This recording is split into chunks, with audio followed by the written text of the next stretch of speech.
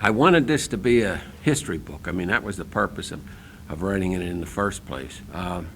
Some of you thought that the book could have been more controversial, more juicy, as they say. Well, I argued about that, and especially, as I said, I wanted to be history. Then I get a letter from the lawyers from DeCapo saying, you better watch what you say, because you don't want to get sued. And so I had the both of them going. I really consider myself as the last man standing, the last person who was involved with the league from the beginning. Now, obviously, I wasn't there in 1920, but I knew the people that were. I was able to talk to them, did talk to them, experience. George Halas was a tremendous guy. We used to get in a few arguments, especially my father, but would argue about things with George, and he was a great guy, and I have nothing but tremendous respect for him. He did everything as far as the NFL was concerned. He was a player, he was a coach, he sold tickets, he used to put people on the visitors' bench, and you'd end up getting in fights with them and things like that. And I mean, they're things that I remember. And as I say, talking with him, talking with Curly Lambeau, talking with George Marshall, who really came pretty much at the same time. But Marshall was such a strong figure and did so much in the game. A lot of times they say that he and Halas were really the ones that were guiding the thing and trying to take over. That was their big battle when Bert Bell died and Pete Rozelle came in as a compromise candidate. Halas and Marshall, they wanted to put a guy by the name of Austin Gonzell, who was Bell's assistant. They thought they could run him, and the other members of the league didn't go for it. And so that's what happened there. People would talk to me about losing. The Steelers lost for so many years. From the very, very beginning, every game that I went to, and most of the players that I, knew were all fun to be with, and, the seasons in each game were really something special. But my father was, he was really, a special person, and he did things, he contributed to this team in more ways than people know. I mean, we get letters now from fans this 75th year where people were coming back. Some of the people were even too old to get back, but they all talk about him and talk about, what he did. There would be guys that would be down and out, or a player would say, gee, I'm trying to get a new car, I'm trying to get a house, I'm trying to do this and that, and he'd lend them the money. And I don't know if I told this story in the book, but Bobby Lane, who was a tremendous guy, and this is when my father was still active, called him in at the end, near the end of the season, and said, Bobby, we have to get a contract for next year. Bobby said, well, that's nothing.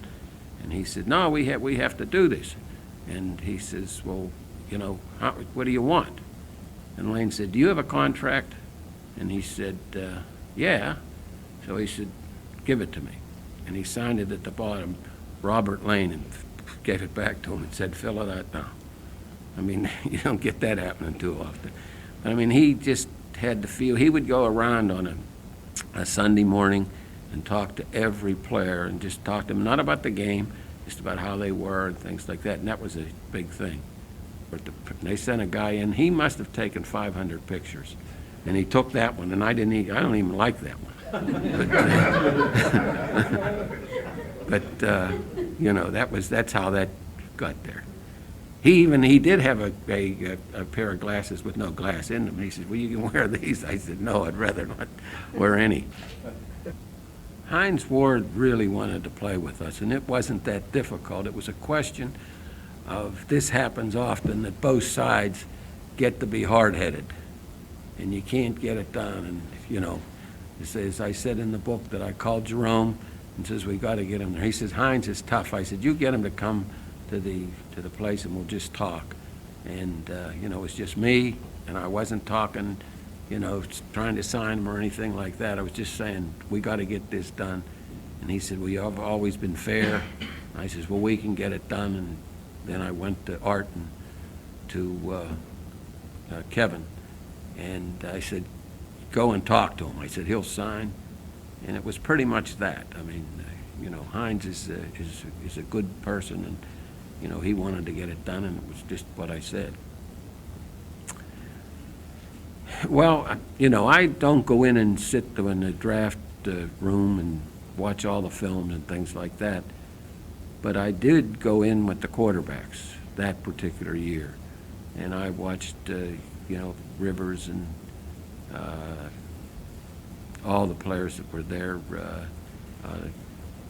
Manning and Roethlisberger. So they sort of didn't think we were going to be able to get any quarterback. And I just felt that Ben really looked good. I thought that comparing those other two guys or the other people that were there, that he was excellent. And, I talked to them and things like that. Well, then they went on, and it was now getting close to our draft time. And they were talking about somebody else, and I brought his name up. I said, hey, we got to think about Ben Roethlisberger. I said, he's really good. And then we got into the discussion, and we came to the conclusion, and it was generally accepted by all, but, it was going astray for a while. And I had seen that before, that it happened with us with Danny Marino when we did not draft him.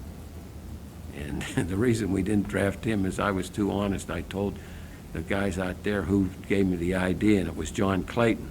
And when I said John Clayton, they said, are you kidding? But his ideas were the best. Well, I don't know that he convinced my father. That's where we have the disagreement. My father was thinking of it, definitely said, you got to give this a lot of thought. I was for giving it no thought. I was totally against it. We fought with these guys for 6 years. Now they say they want us to go with them. And so I felt that was a real problem.